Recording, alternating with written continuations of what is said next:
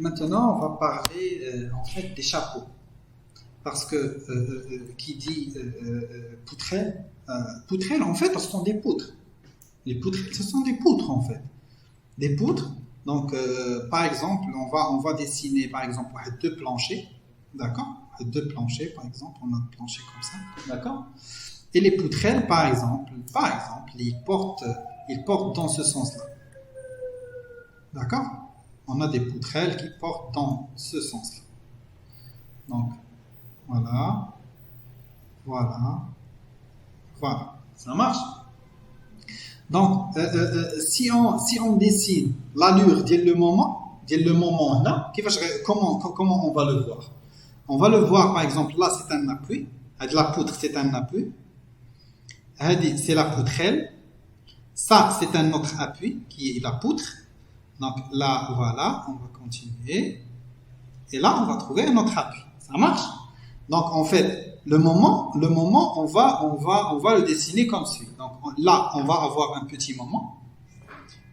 Le grand moment, il est là. Là, c'est un moment au niveau d'appui. Ça marche. Et voilà. Et un petit moment ici. Ça marche? Donc, on a vu comment on calcule le ferraillage inférieur de la poutre.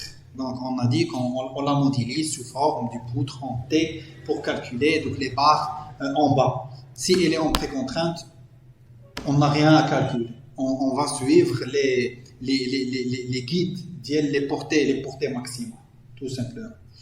Donc, maintenant, soit pour le cas de béton précontraint, soit pour le cas de béton armé, on a toujours besoin de chapeaux pour reprendre ces moments négatifs, d'accord, ou bien positifs. Ces moments positifs, on est obligé de les reprendre par des chapeaux, d'accord. Les chapeaux, en général, si on a un appui qui est appui de rive, donc on aura un chapeau comme ça. Donc on a un chapeau sur chaque poutrelle. Sur chaque poutrelle, on aura un chapeau. Voilà. Sur chaque poutrelle, ça marche. Donc voilà, on aura des chapeaux comme ça, on aura des chapeaux comme ça, et on a des chapeaux comme ça. La longueur de ces chapeaux, c'est L sur 4. L, c'est cette portée-là. Ça marche? Donc la longueur du chapeau, c'est par exemple si on dit L1, et ça on va le nommer L2. Donc là on va avoir de la portée, c'est L2 sur 4. Ça marche? Ça c'est L2 sur 4 et ça c'est L1 sur 4. D'accord? Et au niveau de l'appui intermédiaire, on aura un chapeau qui est comme ça. On aura un chapeau comme ça. Et on aura un chapeau comme ça. Et la longueur de ce chapeau-là, c'est la valeur maximale entre L2 et L1 sur 5. Fois 2. Donc on va dire, attendez, on va dire sur 5 ici. On va dire sur 5 ici, fois 2 directement. Donc fois 2. Parce que ça, là, c'est L sur 5. Là, c'est L sur 5. Et fois 2. Donc c'est 2 fois. Mais on va prendre la portée maximale. D'accord? Donc on va prendre la portée maximale sur 5 et fois 2. Donc on aura un chapeau qui est comme ça. Ça marche? Donc pour les chapeaux intermédiaires, c'est L sur 5. Et pour les chapeaux de rive, c'est L sur 4.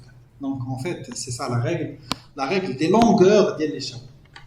Alors, comment ces chapeaux sont modélisés chez les fiches des fournisseurs, d'accord? Donc pour les bétons, pour les poutrelles béton, donc pour les poutrelles béton, les chapeaux sont là.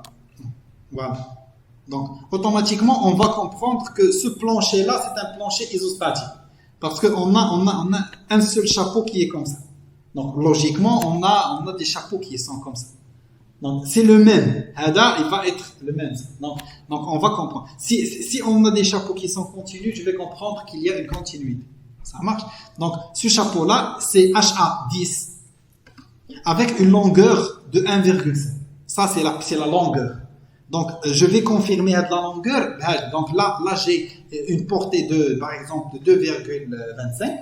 D'accord? Donc, je vais prendre 2,25. Je vais la diviser par 4. Je vais trouver 0,50. Donc, c'est large. D'accord? Donc là, le chapeau, la portée du chapeau, c'est 1,25 réellement. Le 50, c'est le crochet. Donc la portée réelle, c'est 1,25. D'accord? Donc le nombre là, c'est 4. Voilà. Donc je pense que vous avez compris l'idée. Donc c'est comme ça qu'on contrôle les chapeaux. Donc on les contrôle avec cette méthode. Donc là, c'est pour les poutrelles béton. Pour les poutrelles précontraintes, pour chaque par exemple, on a attendez,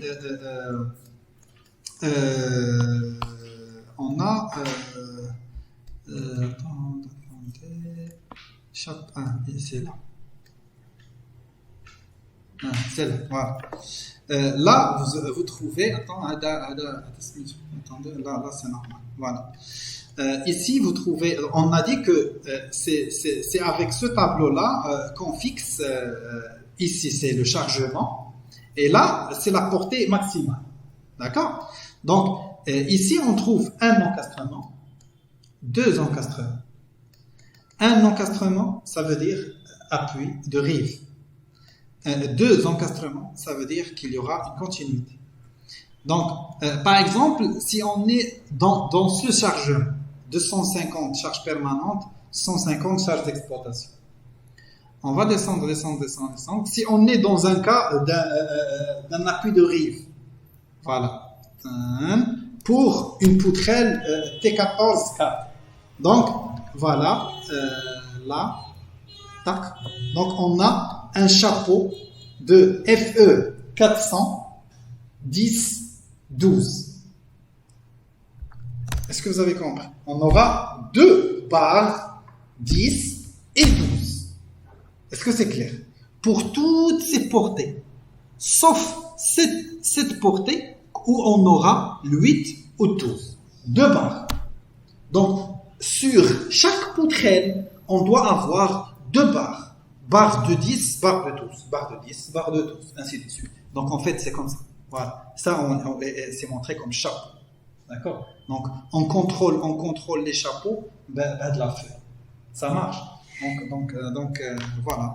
C'est la démarche avec laquelle on peut vérifier les chapeaux. Le chapeau, la section de chapeau, on la vérifie puisqu'on va modéliser la poutre sous forme de T. Donc le logiciel il va nous donner avec le moment positif. Donc on va vérifier est-ce que le diamètre il correspond. Et pour les poutres précontraintes, ça sera on suit les cahiers de portée limite.